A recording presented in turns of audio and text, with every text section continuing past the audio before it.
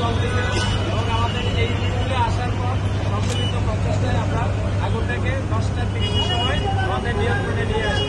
আপনারা দেখতে পাচ্ছেন এখনো আমাদের লোকজন আছে ভিতরে, আমাদের লোকরা কাজ করছে। তো সম্পূর্ণ নিয়ন্ত্রণ দিতে হয়তো আর অল্প কিছু সময় লাগবে, এরপরে আমরা সম্পূর্ণ নির্বাপন দিয়ে দেবো।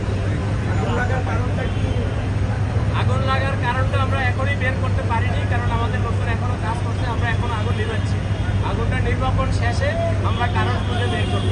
আর এই আগুনে কেউ আহত বা নিহত হয়নি।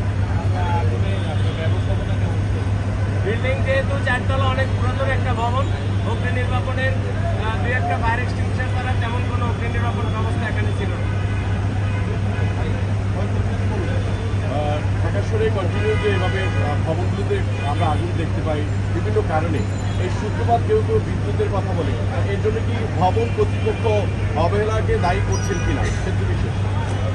আপনাকে ধন্যবাদ। আমরা আমাদের যত আগুন লাগে এই আগুনের আমরা 35 থেকে 40% আগুনের বৈদ্যুতিক গোলযোগের কারণে লেগে থাকে। এটা হলো আমরা যদি সচেতন না হই তাহলে এটা কিন্তু কন্টিনিউসলি আরও বাড়তে থাকে। আমাদের ভবনগুলোতে বিদ্যুতের লাইন নতুন অবস্থায় যখনই এই কেবল টানা হয়, এরপরে কিন্তু আমরা কোনো দুর্ঘটনা না ঘটা পর্যন্ত ওই কেবল চেঞ্জ করি না।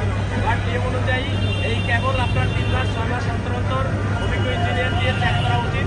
সকল ভবন, হাইরাইজ ভবন হোক ছোট ভবন হোক, যদি কোনো ত্রুটি বিচ্যুতি থাকে তখন